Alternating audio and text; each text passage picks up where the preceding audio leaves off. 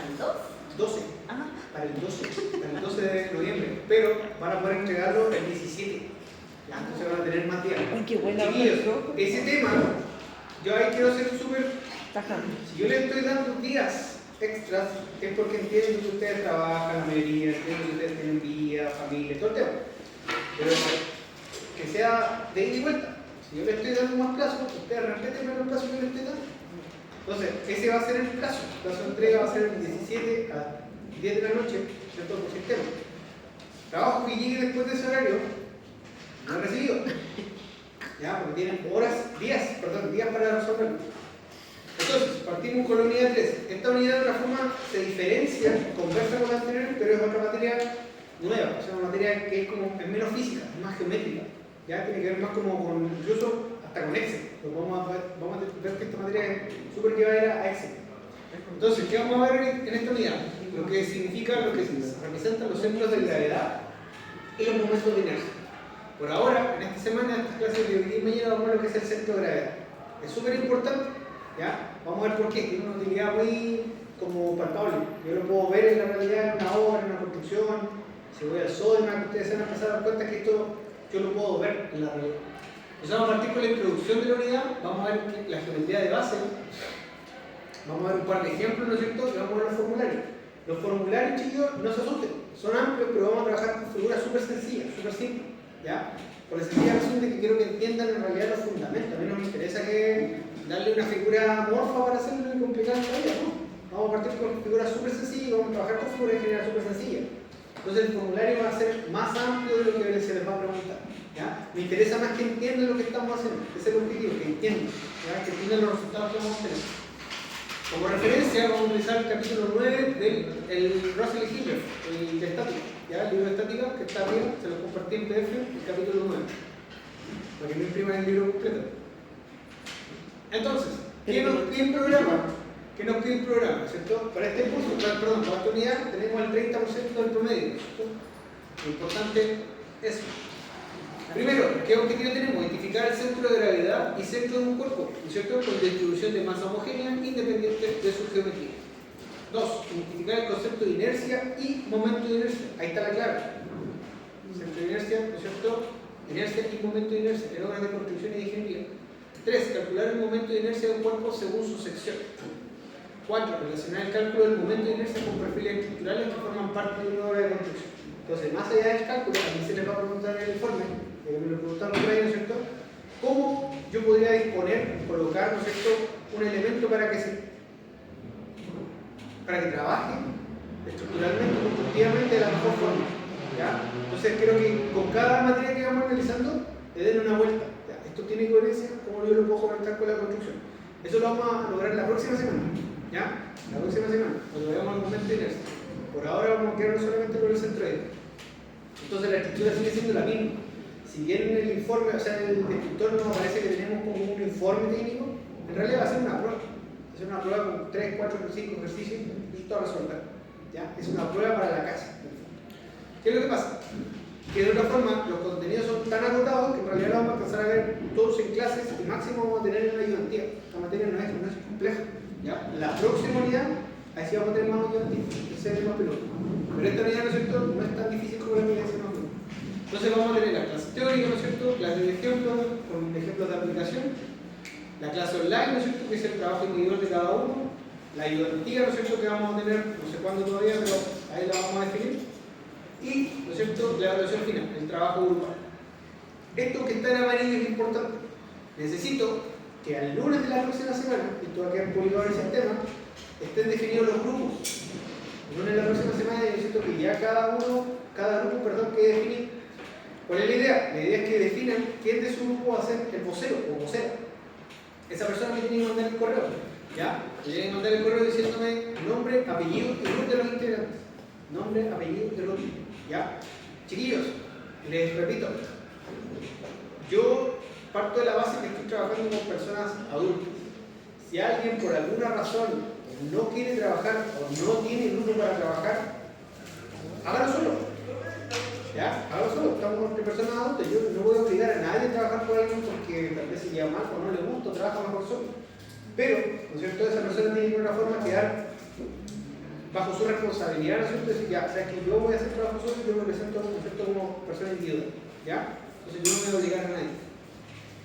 Entonces, el informe, ¿no es cierto?, en el sistema les va a aparecer el que se entrega el 12, la va a aparecer el 12, pero no se preocupen, en realidad la vamos a subir, la vamos a bajar por sistema para subirla hasta el domingo 17. Entonces yo les voy a subir, no sé, la tarea del jueves, el jueves, viernes, sábado, domingo en la noche, domingo 17 se sube el informe. ¿Ya? Pero yo le cambiaría hasta las 23:59, ¿sí? Yo les voy a subir toda la rúbrica, les voy a subir como, porque estos chiquillos me he dado cuenta que ustedes no saben hacer uso de las herramientas tecnológicas que tenemos. Entonces yo les voy a enseñar a escanear un informe, cómo se presenta un informe bien escaneado, ¿ya? Pero para que no me lleguen los mamarrachos que me llegaron el año pasado, que no tienen ni pata ni cabeza. Entonces necesito que ustedes también aprendan a presentar algo que tiene un formato, ¿ya? Les voy a enseñar también cómo escanear. Entonces, vamos a tener dos modalidades de trabajo. Ustedes los problemas que les voy a dar los pueden hacer a mano o los pueden hacer en Excel, ¿ya? Acuérdense de esto. Si lo hacen a mano, me presentan el desarrollo bien escaneado. Si lo hacen en Excel, que es una alternativa totalmente válida, me tienen que presentar el resultado, el informe, ¿no es cierto?, un copiar y pegar, más la planilla en Excel. ¿Ya? Yo tengo que ser capaz de ver que ustedes, ¿no es cierto?, ese trabajo lo hicieron, lo plasmaron en una planilla en Excel. Y que no está en el aire, claro, tengo que ver la fórmula, tengo que ver su trabajo, ¿ya? Entonces, recapitulando, ¿qué hemos visto hasta el momento? Fíjense, partimos viendo problemas como, entre comillas, básicos, más abstractos, en el cual veíamos, por ejemplo, un cuerpo, ¿cierto?, que estaba sostenido desde 2 puntos, trabajando con 3 tensores. Ese trabajo, ¿no es cierto?, lo llamamos diagrama de cuerpo libre. Trabajábamos, ¿no es cierto?, cómo, a partir de esta masa, de este peso, cuántas tensiones, cuánta carga iba a tomar cada una de estas 3 cuerdas según esta configuración. Luego, le agregamos un poquito más de complejidad, ¿no es cierto?, y empezamos a ver las 3 leyes de Newton. Luego, ¿no es cierto?, pasamos al diagrama de cuerpo rígido. El diagrama de cuerpo rígido, de otra forma, conversa con el diagrama de cuerpo libre, porque lo que teníamos que hacer era diferenciar cuáles eran nuestras cargas externas y cuáles eran nuestras reacciones internas. Fíjense que hasta ahora no nos habíamos metido con la forma del elemento constructivo. ¿A qué me refiero? No sabíamos o no nos interesaba hasta ahora qué forma tenía la sección transversal de esta viga o qué sección transversal tenían estos perfiles, ¿cierto? De hecho, ni siquiera con la materialidad nos habíamos medido.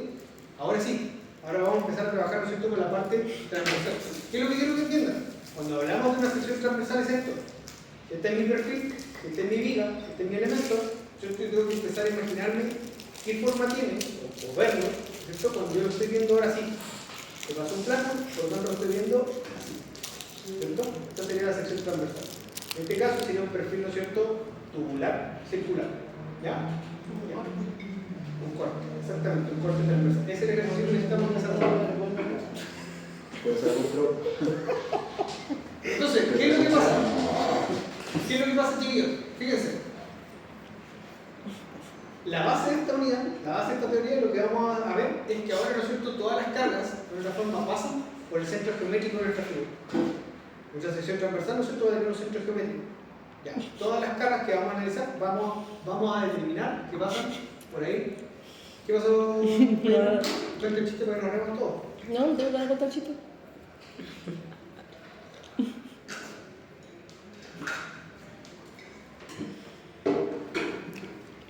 ¿Sí? ¿Puedo pasar? ¿Sí? ¿El salón es tuyo? Ya. Entonces, fíjense. Da lo mismo cómo esté distribuida una carga dentro de un camión, por ejemplo. ¿Les hace sentido esa distribución de carga en esa figura?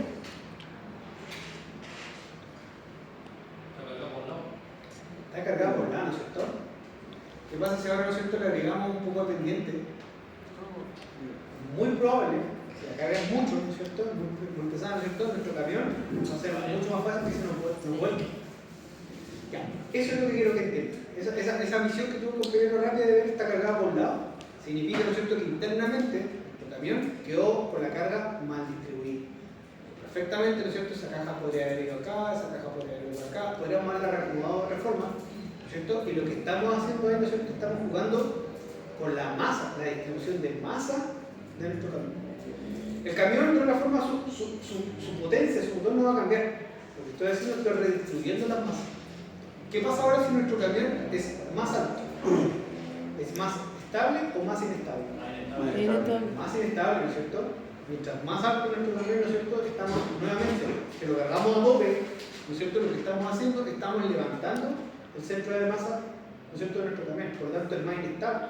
Una compañera en el otro curso nos decía, es como cuando uno usa tacones, ella como mujer estaba haciendo. Es el ejemplo que necesito que empecemos a hacer. Llevémoslo al mundo real, llevémoslo al ejemplo, ¿no es cierto?, concreto.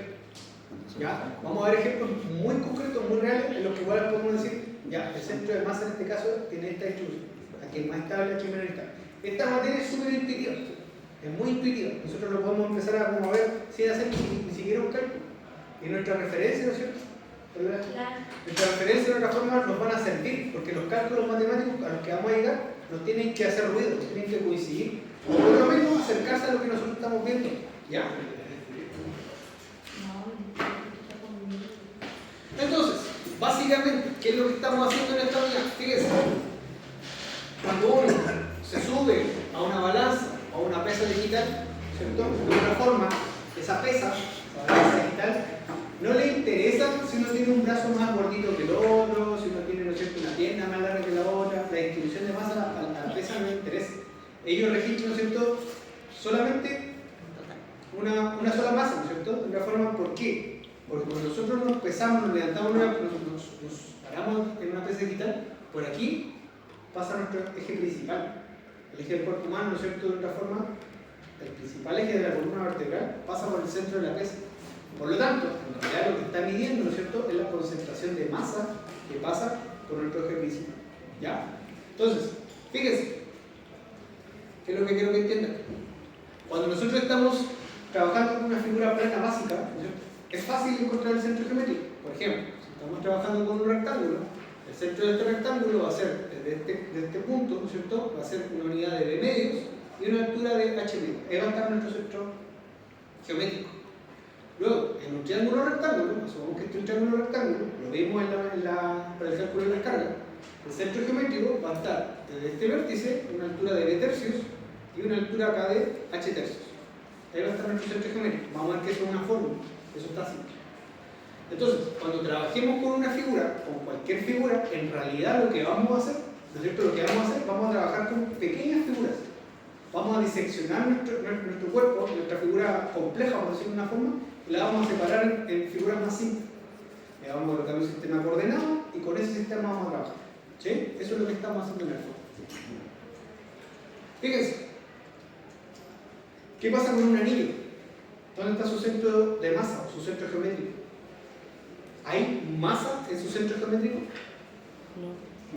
No, ¿no es cierto? Pero, ahí está. El centro geométrico, tanto de la figura como de masa, de una sección circular, en este caso un anillo, ¿no es cierto?, no se ve, pero está ahí.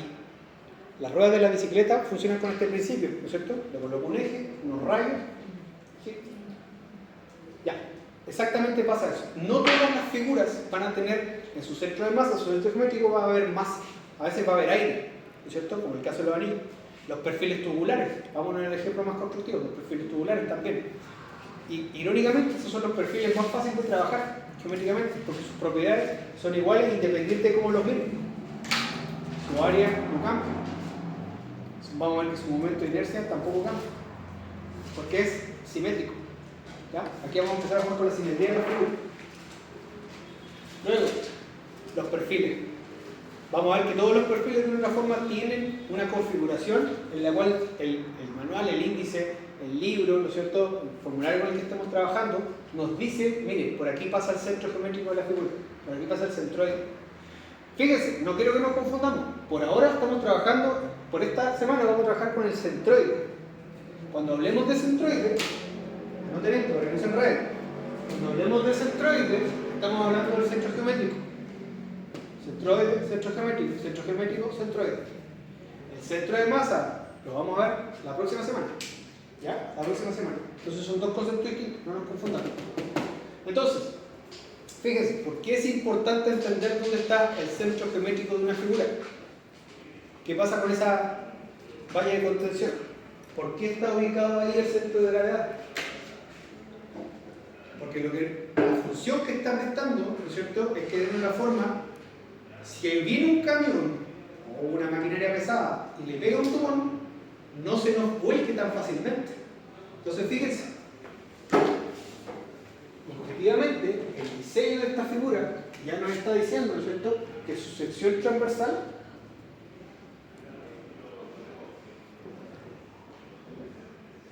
¿cierto?, está acá abajo. Los muros de gravedad, los muros de contención, también son más anchos abajo, ¿no es cierto? Las zapatas, si se dan cuenta, porque son figuras que necesitan, son elementos constructivos que lo que buscan, ¿no es cierto?, es darle estabilidad. Primero, tener estabilidad ellos mismos, luego darle estabilidad a la estructura. Entonces, lo que vamos a hacer cuando trabajemos con este tipo de figuras, en realidad los vamos a diseccionar. No vamos a trabajar en figuras más sencillas. ¿Ya? ¿Cómo vamos hasta acá, chicos? ¿Se entiende lo que estamos haciendo? Sí. Entonces, leamos un poco las definiciones. Dice, el centroide representa el centro geométrico de un cuerpo. Este punto coincide con el centro de masa o con el centro de gravedad, solo si el material que compone el cuerpo es uniforme o homogéneo. Solamente bajo esa condición. ¿Ya? Quedémonos con esa definición por ahora. La fórmula usada para localizar el centro de gravedad del centroide representa un balance entre la suma de momentos de todas las partes del sistema y el momento de la resultante para el sistema. Lo vamos a ver matemáticamente al peluchillo. Entonces, en algunos casos el centroide se ubica en un punto fuera del objeto, como en el caso de un anillo, donde el centroide está en el centro del anillo. Además, este punto se encontrará sobre cualquier eje de simetría del cuerpo, lo que acabamos de decir. Las figuras tipo anillo, ¿no es cierto?, los aros, ¿no es cierto?, las copias de la dona, ¿no es cierto?, tienen el centro en el punto al medio, pero no hay materia, hay aire, pero ahí está su centro. ¿Ya? Eso es importante que lo tengamos en cuenta. ¿Por qué es importante esto que estamos viendo, chicos? Esto es importante porque, de otra forma, cuando nosotros recibimos una memoria de cálculo o construimos en base a unos planos, en base a un proyecto de ingeniería estructural, ¿no es cierto?, lo que estamos haciendo, estamos confiando en una serie de supuestos. El ingeniero o arquitecto, que en este país son como los arquitectos que calculan, pero el arquitecto, el profesional calculista, lo que hace, ¿no es cierto?, es entregarte una memoria de cálculo, con una base de cálculo, una especificación técnica. La parte de la memoria de cálculo tiene una serie de supuestos. El ingeniero supone algo. Por ejemplo, cuando uno diseña algo, supongamos yo estoy diseñando esta habitación. Lo primero que diseño, que constructivamente cuando se edifique, estos muros van a ser perpendiculares entre sí. Los encuentros van a formar un ángulo de 90 grados. Y que este muro, de principio a fin, a tope, va a tener una verticalidad. Es decir, mi muro no puede estar así. Tiene que estar así. ¿Por qué? Porque en base a esos supuestos, ¿no es cierto?, yo espero que esta estructura se comporte de cierta forma. Entonces, uno de los supuestos básicos para esta unidad que vamos a ver es la siguiente. Cuando nosotros veíamos un elemento constructivo, ¿no es cierto?, y le calculábamos sus reacciones en los apoyos, ¿no es cierto?, veíamos que un empotramiento podía tener máximo 3 reacciones: axial, cortante y momento. A esta altura esa materia pasada, ¿no es cierto? ¿Qué es lo que pasa? Cuando el empotramiento conversa con el elemento en ese punto, es como que yo le hiciera un corte entre el punto de empotramiento, para que se entienda, entre el punto de empotramiento, ¿cierto?,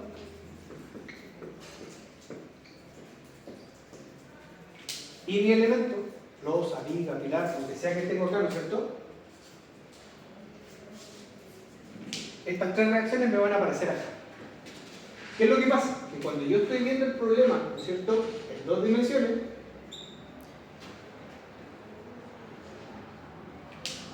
estamos haciendo una simplificación de la simplificación de la simplificación. Pero, en realidad, este problema lo tenemos que ver en 3 dimensiones. ¿Y cómo lo estamos viendo en 3 dimensiones? Aquí. En la realidad, constructivamente, ¿no es cierto?, nosotros tenemos 3 ejes, no 2. ¿Sí? ¿Ya? ¿Lo vio? Entonces, cuando yo estoy viendo, ¿no es cierto?, un elemento en 3-dimensionalmente, tengo que pensar que ese elemento tiene 3 ejes en los cuales, su cuerpo tiene 3 ejes en los cuales se computa. 1, 2 y 3. ¿Dónde se juntan los 3 ejes del cuerpo humano? La altura del vientre, del abdomen. Por eso cuando hacemos una carga, una fuerza mal hecha, esa es la primera parte que se nos lesiona.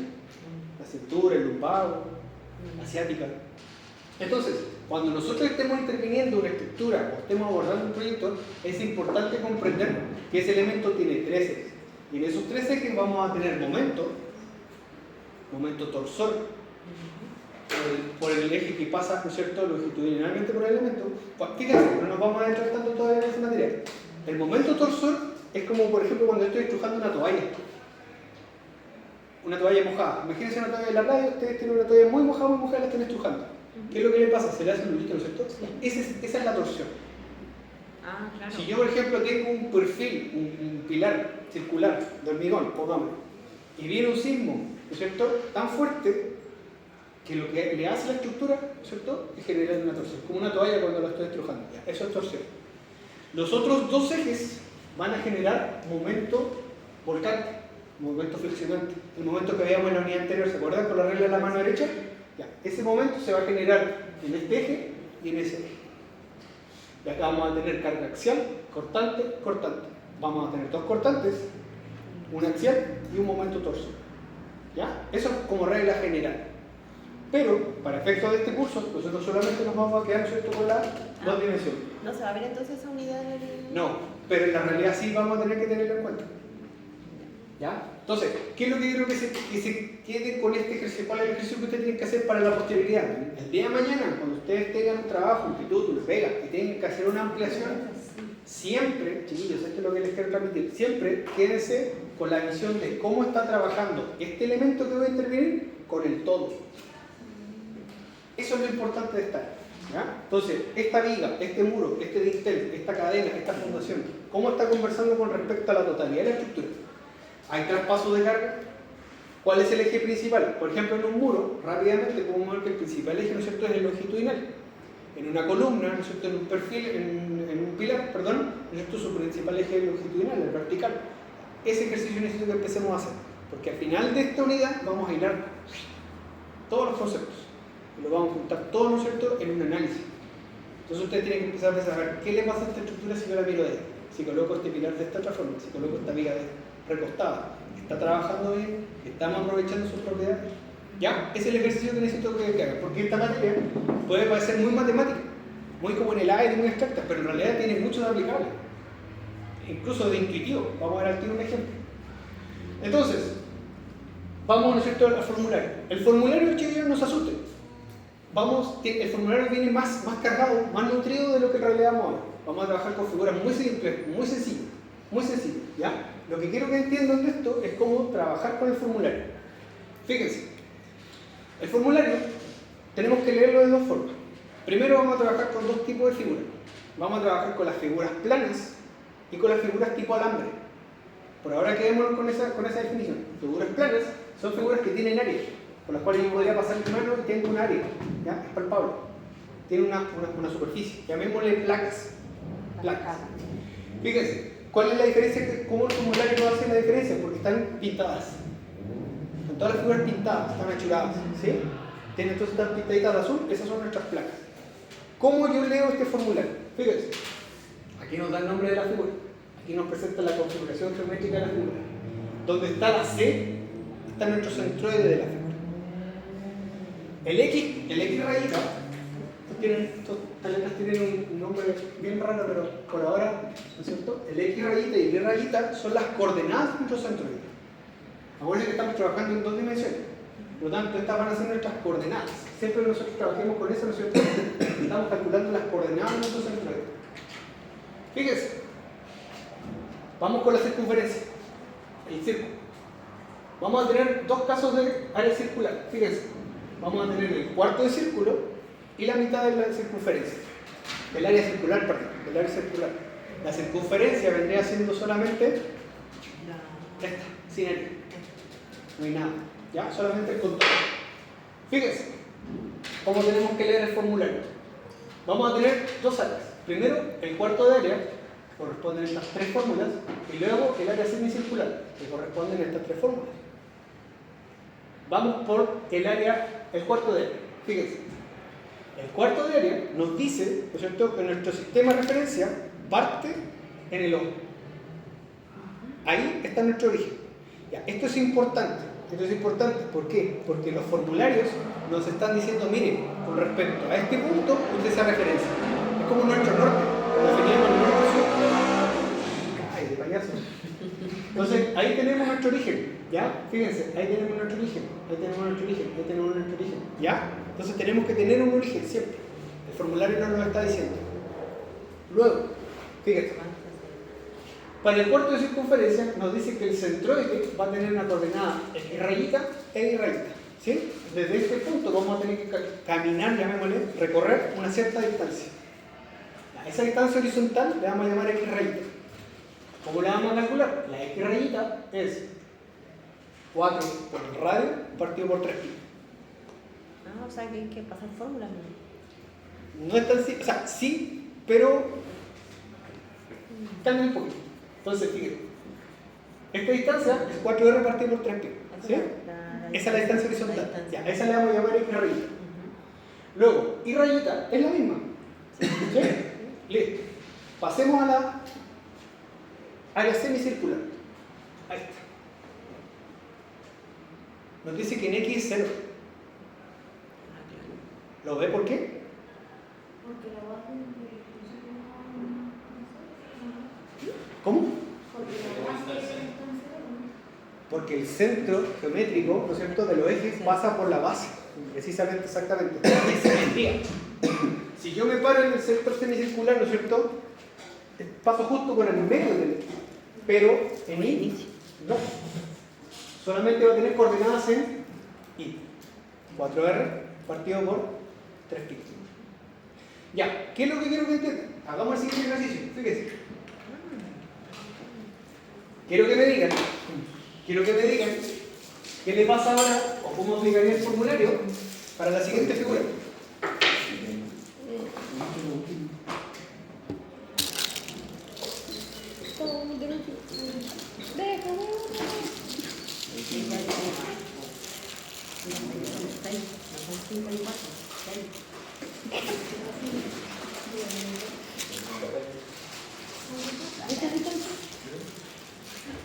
¿Qué coordenadas tendría el centroide de esta figura?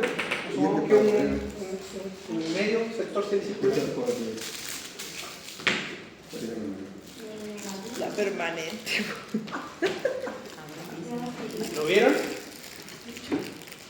Ya, en X va a tener coordenadas. ¿Cuál es el X?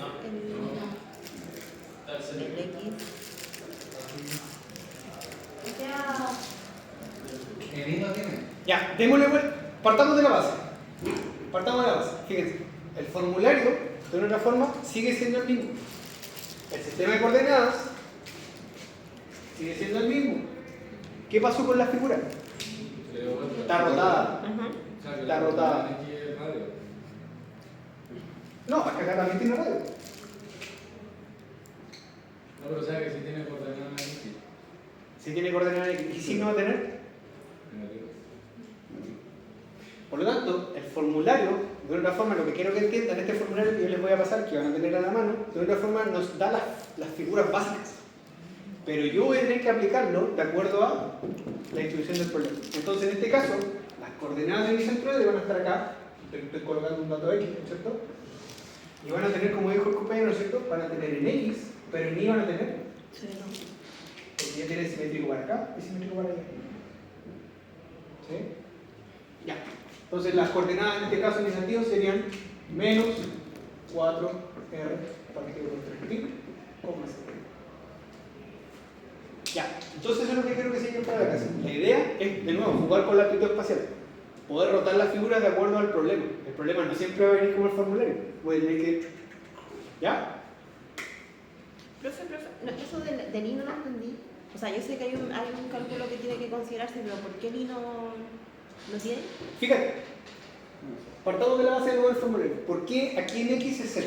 En la... en ese. El X porque... ¿Por qué tiene coordenadas en Y y no en X?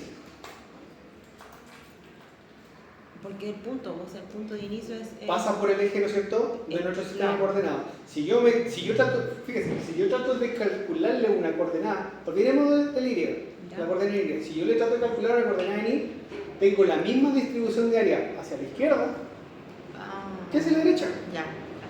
Ya, ahora lo mismo le pasa a la figura, pero rotada. Da lo mismo, ¿no es cierto?, que yo vaya para acá porque tiene la misma área acá y la misma área acá, pero no acá. Por lo tanto, me voy a tener que ir a la dirección Negativa. pero la fórmula es la misma. El cálculo de la coordenada es la misma. ¿Ya? Ya. Consulta hasta acá, chicos. Entonces, de una forma, el formulario viene con más figuras de las que vamos a trabajar. Vamos a trabajar con figuras muy sencillas, muy sencillas. ¿Ya? Esta es la otra parte que necesito que entendamos. Como les dije recién, ¿no es cierto?, vamos a trabajar con dos tipos de figuras. Las figuras planas, ¿no es cierto?, tipo placas, que van a tener, por eso se les coloqué achurada, ¿no es cierto? Y vamos a trabajar con las figuras tipo alambre. Cuando trabajemos con figuras tipo alambre, es que estamos trabajando, ¿no es cierto?, como con un alambre. Una figura que solamente tiene, ¿no es cierto?, masa en su contorno. Y es despreciable, es muy chiquitita. ¿Ya? Vamos a decir que tiene un espesor muy chico, tiene que ser. Entonces no nos va a importar su espesor, como que estamos trabajando con una figura con alambre. Pero también le vamos a poder calcular su centro de gravedad. Perdón, su centro geométrico, su centro de ¿ya? Ahora, para las fórmulas, lo mismo. Para las fórmulas pasa exactamente lo mismo. Fíjense. Para el medio, ¿no es cierto?, para el medio sector semicircular, ¿no es cierto?, no tiene coordenadas en X, pero sí tiene coordenadas en Y. Y para el cuarto sector circular, ¿no es cierto?, su centróide va a tener coordenadas en X y en Y. 2R partido por 2pi, 2R partido por 2pi. ¿Sí? Es la misma coordenada tanto arriba como para abajo. Ahora, ¿por qué es la misma? Alguien se preguntará por qué es la misma coordenada en X y en Y. Porque es La misma altura. exactamente es la misma altura, el radio, ¿no es cierto? Es simétrico como yo lo vea. Por lo tanto, va a ser 2R partido por 3pi. Eso lo tiene la figura. Ya, perfecto. Entonces, ¿qué es la gracia de esta unidad? Como nosotros vamos a partir trabajando con figuras básicas, figuras fundamentales, llamémoslo así, cuando nos aparezca una figura compleja, lo que yo les decía hace rato, me adelanté un poco, cuando nos aparezca una figura compleja, ya sea en el plano, en 3D o en alambre, lo que vamos a tener que hacer, vamos a tener que cortarla, seccionarla para trabajar en figuras, ¿no es cierto?, más simples. Por ejemplo, ese tanque de agua no existe como figura en la realidad. Si yo le trato de poner un nombre, no es un cilindro, no es un cono, ¿no es cierto?, no es una esfera. Pero si yo junto media esfera, más un cilindro, más un cono, tengo un volumen, ¿no es cierto? Ya le puedo dar forma a ese volumen. Eso es exactamente lo que necesito que hagamos. Visualmente nos tenemos que imaginar por qué. Porque de una forma, vamos a ver al tiro que no hay una única forma de resolver un problema. Pueden haber 3 hasta 4, pero de una forma van a haber una más fácil que la otra, ¿cierto? Y ese ejercicio se hace con visualización. Y además, no solamente eso, además, cualquiera de los caminos que yo elija, tengo que llegar sí o sí al mismo resultado. Vamos a hacer un ejemplo y vamos a hacer una tarea. Entonces, ¿cuáles son las fórmulas para trabajar? Fíjense, acá las tengo anotadas porque las vamos a trabajar. Cuando estemos trabajando sobre un área plana, vamos a estar trabajando con estas dos formulitas. ¿Ya? Cuando estemos trabajando en un segmento de línea, lo que le llamamos en los alambres, vamos a trabajar con estas dos figuritas, con estas dos fórmulas. Ya les voy a explicar cómo se calcula. ¿Ya? ¿Qué es lo que pasa? Si nos llegase a aparecer en el problema una tercera coordenada, llamémosle el eje Z, le vamos a agregar lo mismo, pero donde aparece X, X. Donde aparece Y, aparece Y. Donde aparece Z, le agregamos Z. ¿Ya? Ya. Vamos al ejemplo. ¿Cómo vamos hasta acá, chicos? Consultas, dudas. Hable ahora, que ahora siempre.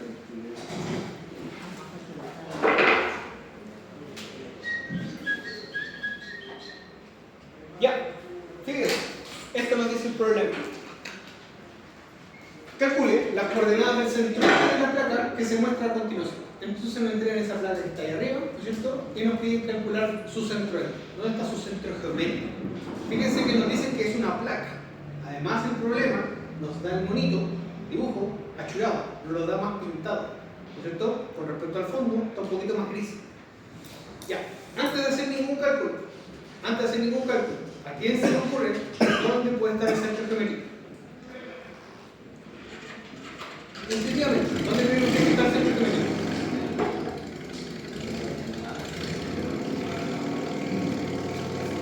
Tú no contabas fue el rango pasado?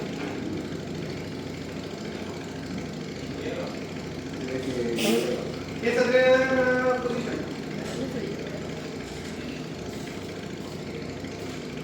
Primero para la izquierda. Ahí con el rojito. Vamos. Ya, el 16. ¿Alguien tiene otra respuesta distinta?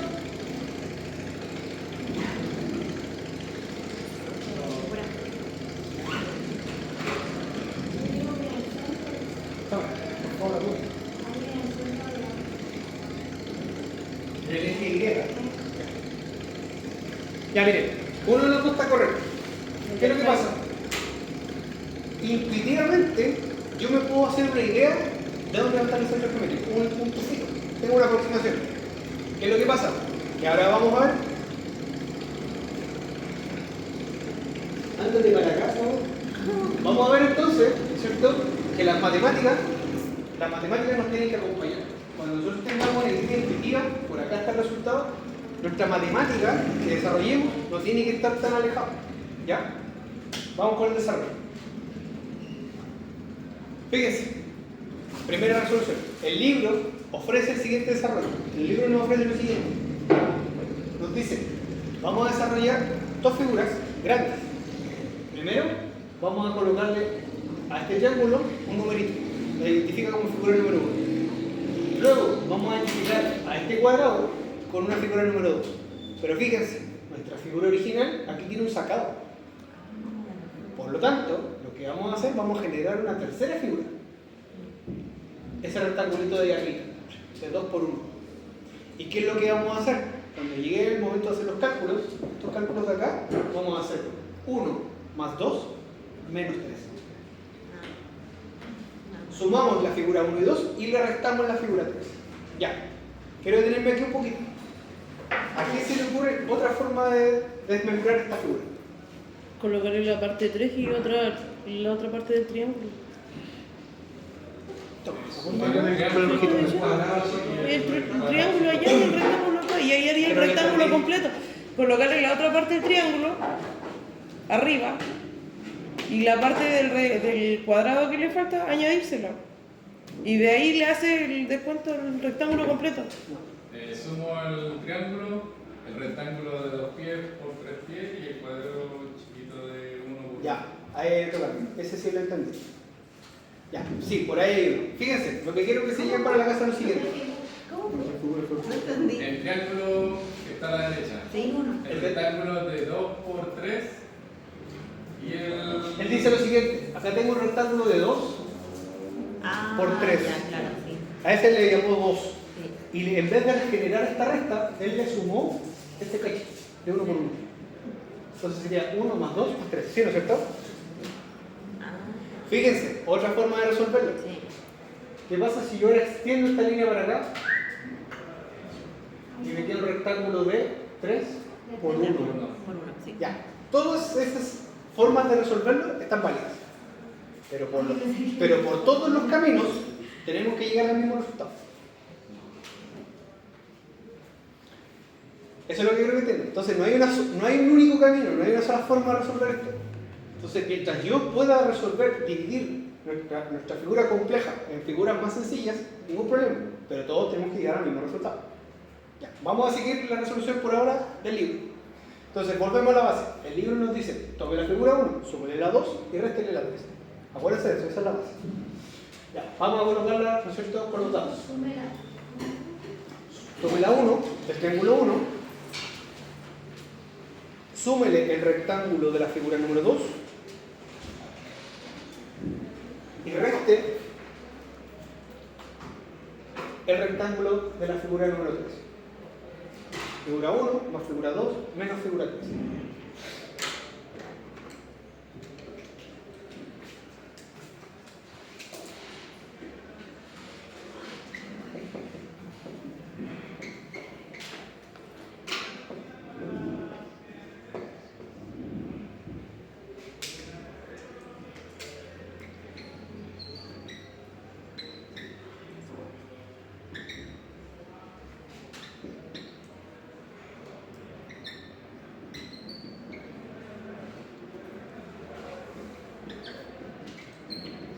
Esto es lo que tienen que entregar en el informe. Esta es la parte importante.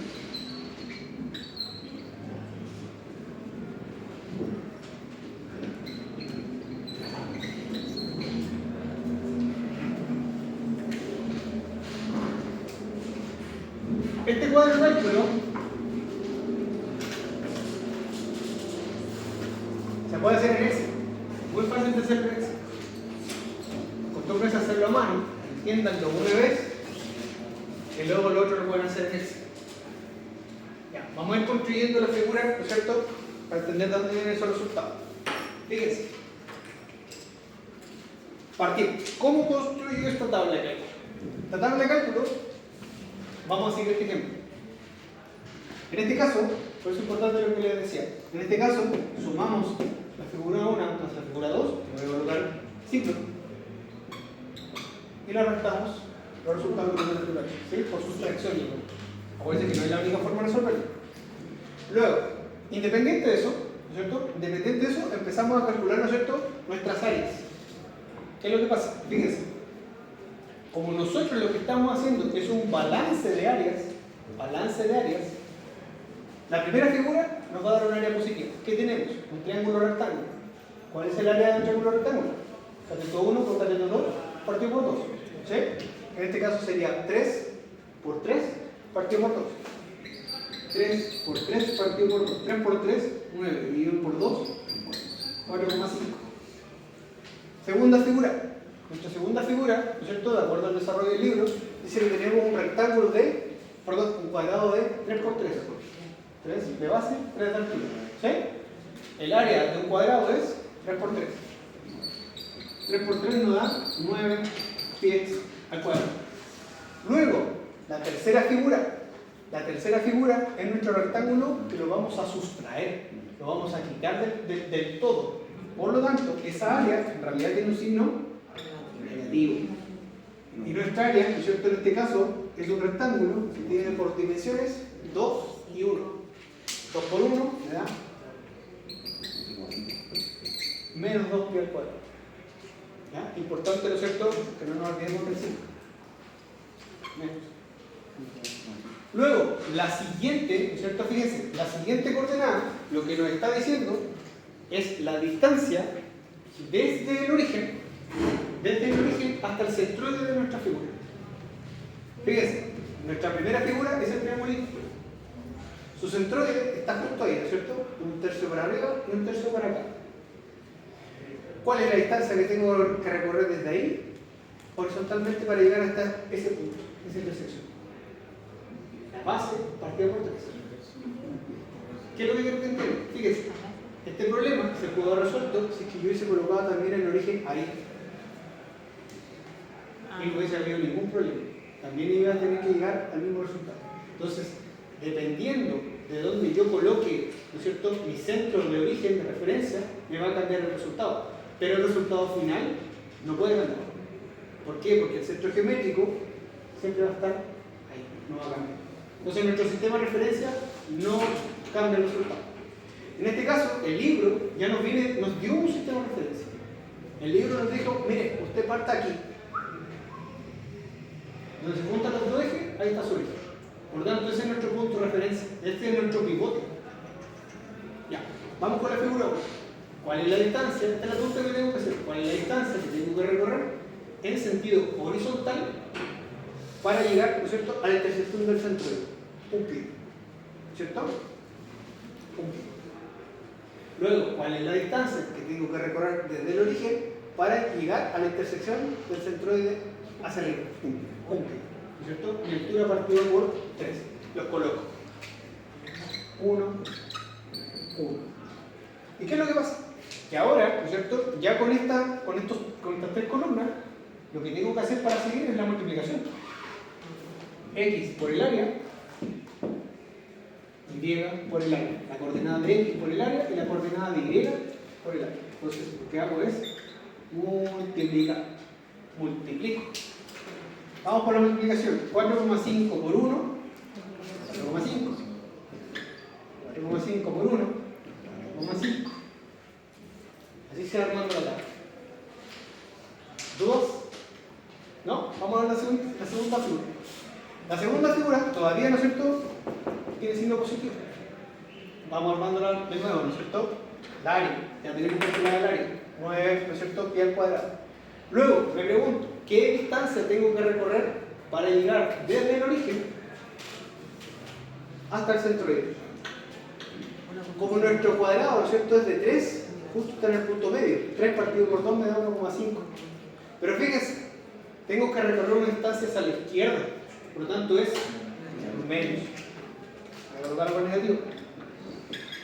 Menos 1,5. ¿Sí? Porque es una distancia que me estoy desplazando en el eje negativo. Eso es lo que nos define el libro. Vamos a trabajar con el sistema de referencia del libro. Luego hago lo mismo para el Y, pero como está hacia arriba, es positivo, exactamente. Entonces sería más 1,5. Y luego voy a dar la multiplicación hacia el lado. Menos 13,5 más por menos me da menos 13,5. Más por más me da más, 9 por 1,5, 13,5 positivo. ¿Ya?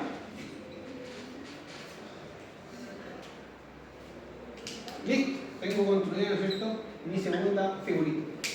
Luego voy con la tercera. Voy con el rectángulo, ¿no es cierto?, que está en negativo, que está en sustracción. Me hago la misma pregunta, desde el origen.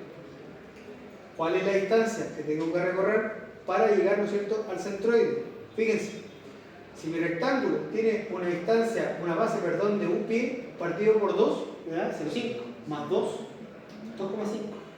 Por lo tanto, como está hacia la izquierda, tengo que recorrer una distancia de menos 2,5.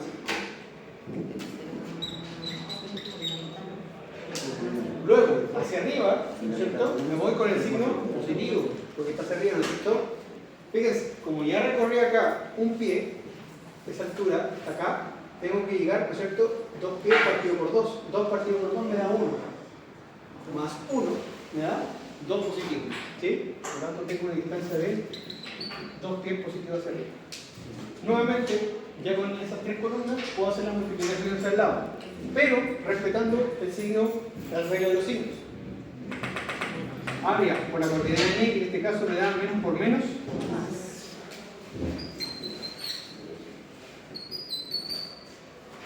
Menos por más, menos. 2 por 2, 4. ¿Qué es lo que pasa?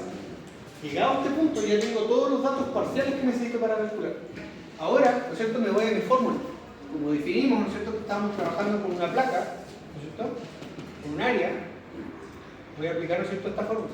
¿Qué nos dice esta fórmula? Nos dice lo siguiente. Mire, para usted ubicar las coordenadas de su figura en el plano, ¿no es cierto?, lo que usted tiene que hacer es tomar la sumatoria de toda la multiplicación que te dé las áreas por la coordenada en X, la suma todas, y las divide por la sumatoria total de áreas. Entonces, lo que tenemos que calcular es... Antes de sumar las paradas. Sí, esa es la idea de la tabla. La idea de la tabla, ¿no es cierto?, es hacer la sumatoria hacia abajo. Entonces, fíjense, vamos a hacer la sumatoria de áreas. Sería 4,5 más 9 menos 2. Eso nos da un resultado de 11,5. ¿Sí, no es cierto? Entonces, a nosotros lo que nos interesa, fíjense, al final, cuando llegamos al final de nuestra tabla, lo que nos interesa es esta columna, esa columna y esa columna. Esas 3. Esas son las que nos interesan. Hacer la sumatoria. ¿Sí? Entonces tengo 11,5 pi al cuadrado. Luego hago la sumatoria, ¿no es cierto?, de la multiplicación, se llama momento de área. El momento de área de X, ¿no es cierto?, la coordenada de X por cada una de las áreas. En este caso sería 4,5 menos 13,5 más 5, ¿cierto? Me da menos 4. Sumatoria, ¿no es cierto?, de X por A, ¿no es cierto?, me da menos 4. Hago lo mismo, ¿no es cierto?, para la sumatoria de 14. I por A y me da 14. Acuérdense que nosotros hicimos el ejercicio intuitivo al principio de la clase, ¿no es cierto?, de más o menos tener un tufito, una aproximación de dónde está el área. Cuando yo hago ese ejercicio, ahora los números me tienen que acompañar. Ahora los números me tienen que dar una coordenada que esté más o menos... Ah, ya. Si yo dije que más o menos mi centroide estaba por acá, por ahí más o menos tiene que estar. ¿Sí? Listo. Entonces nos vamos a la fórmula. ¿Qué nos dice la fórmula? La fórmula nos dice, mire, para las coordenadas de su centroide, ¿no es cierto? Usted tiene que tomar la sumatoria de áreas por X, la divide por la sumatoria de áreas, y para lo Y, para la coordenada en Y, perdón, hace lo mismo, pero con la coordenada en Y. Listo, ya tenemos nuestra sumatoria. A por X nos dio menos 4. Dividido en la sumatoria de áreas, que nos dio 11,5. ¿Cuánto nos da eso? Menos 0,375. 4 dio 11,5. ¿Cuánto? A mí me da 0,30. ¿0,34? Coma 7, o sea, 0,30. ¿Así? Sí. Ya, casi. 0,34,710. Y luego, ¿no es cierto? Para la coordenada en Y, hacemos lo mismo. Más 14 dividido en 11,5. ¿Cuánto nos da? 1,20. 7. 1,27, ¿cierto? 1,21. 1,21. Coma 7. O sea, 7. Ya. Fíjense. Vamos viendo, ¿no es cierto? Vamos viendo la ubicación de nuestra coordenada. Con respecto a nuestro origen, nos tenemos que desplazar 0,34 coordenadas hacia la izquierda, o sea, hacia acá, 0,34, y hacia arriba, 1,2. Por lo tanto, si aquí tenemos 1, por acá tendremos el 1,2 y por acá tendremos el 0,3, el 0,5, 0,0, por ahí. ¿Qué hubiese pasado si matemáticamente nuestro centro geométrico nos da acá? Mal. Entonces se dan cuenta cómo esta materia de una forma es intuitiva. Yo de una forma puedo, antes de hacer un cálculo, tener una aproximación más o menos de dónde está el centro. Esto es un ejercicio visual. Obviamente no es necesario, no todos tienen que hacerlo, pero se puede hacer. Ayuda mucho, ¿ya? Porque me hace sentido el resultado que estoy obteniendo. Entonces fíjense, sin haber hecho ningún cálculo, tenemos una aproximación bastante cerca. ¿No hace sentido que nuestro centroide tenga esas coordenadas? Sí, totalmente. Por lo tanto, respuesta. El centroide de nuestra figura, ¿no es cierto?, tiene coordenadas 0,347 y más 1,217. 10. Ya, aquí me quiero detener, chiquillos. Vamos a trabajar. Terminen de copiar nomás. Los que ya están listos por grabar, están listos, quiero que hagan lo siguiente.